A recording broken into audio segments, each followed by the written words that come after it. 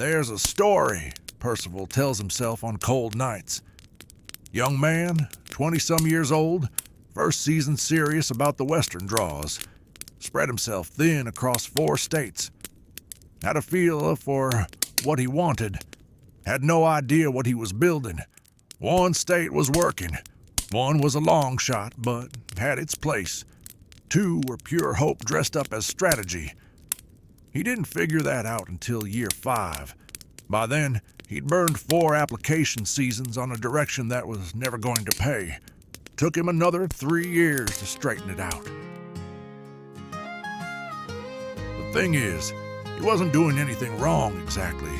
He was showing up, applying, staying in the game. He just didn't have a system. He had a collection. Most serious Western hunters are already playing in more than 1 state. Points stacking somewhere, a February deadline marked on the calendar somewhere else. Likely a state or 2 they've been meaning to add for a couple of seasons.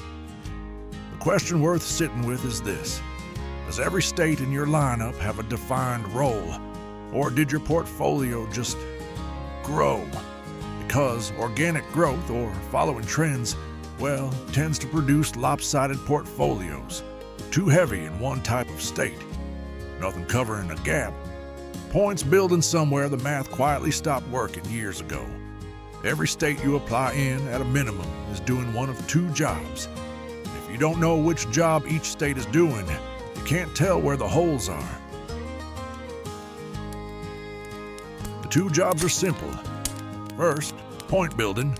You're stacking points, buying a better position in a draw that gets closer every year you accumulate.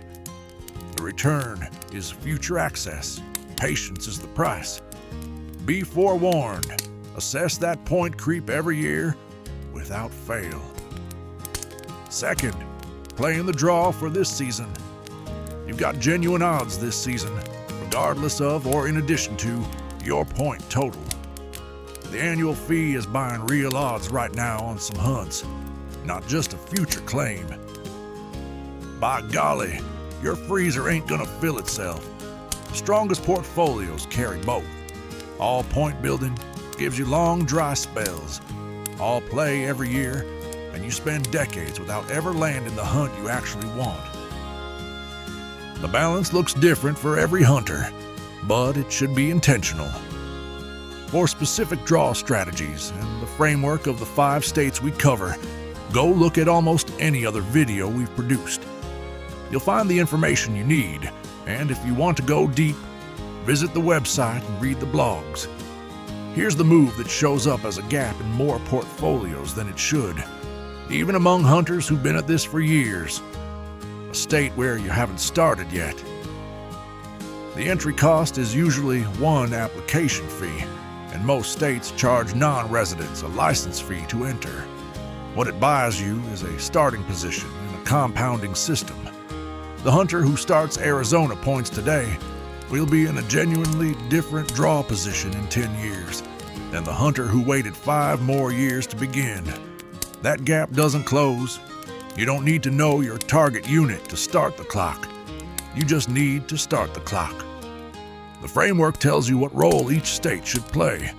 What it can't tell you is whether your actual point total in your actual target unit has you in a position to draw this year or in a realistic time frame at all. That requires data. How many applicants were at your point level last season? How many tags went out? What were the real odds at your species, your residency, your number? That's exactly what we dig up for you at the Tag Prospector. Personalized draw odds reports for Wyoming, Utah, Colorado, Arizona, and Nevada. $9.99. You just skipped your mocha latte for the day. The full breakdown, every state, their role, every gap worth closing, is in the complete blog posts at thetagprospector.com. Dig deep, partner. Know which claims are paying you, and work them accordingly. Find your vein. Thetagprospector.com.